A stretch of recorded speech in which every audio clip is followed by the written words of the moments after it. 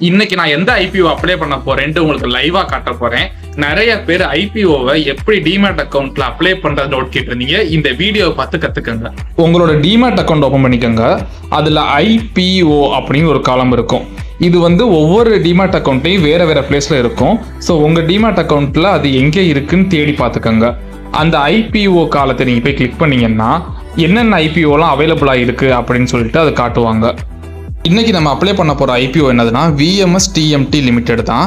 இந்த company list ஆகும்போது 10% 15% profit தரதுக்கான chance இருக்குது. அப்ளை ஃபார் ஐபிஓன்னு ஆப்ஷன் இருக்குல்ல, அதை கிளிக் பண்ணணும். மேலே ரெகுலர் HNI 2 ஆப்ஷன் இருக்கும். இதில் HNI ஆப்ஷனை கொடுத்தோம்னா 2 லட்சத்துக்கு மேலே தான் நம்ம அப்ளை பண்ண முடியும் ஒரு லாட்டுக்கு. நம்ம அப்ளை பண்ண போகிறது ரீட்டெயிலில். இந்த ரீட்டைல் கேட்டகரியில் 14,850 ரூபா இருந்தால் ஒரு லாட் அப்ளை பண்ணலாம். இப்போ ஒரு 3 லாட் நம்ம செலக்ட் பண்ணிக்கிட்டோம். இந்த 3 லாட் நம்ம செலக்ட் பண்ணிவிட்டு கண்டினியூ அப்படின்ற ஆப்ஷன் கொடுத்தோம்னா நமக்கு 2 ஆப்ஷன். ஸோ UPI மூலமாக பே பண்ணிக்கிடலாம், இல்லை ஆஸ்பா மூலமாக பே பண்ணிக்கிடலாம். என்கிட்ட ஆஸ்பா இருக்கிறதுனால ஆஸ்பா மூலமாக நான் பே பண்ணுறேன்.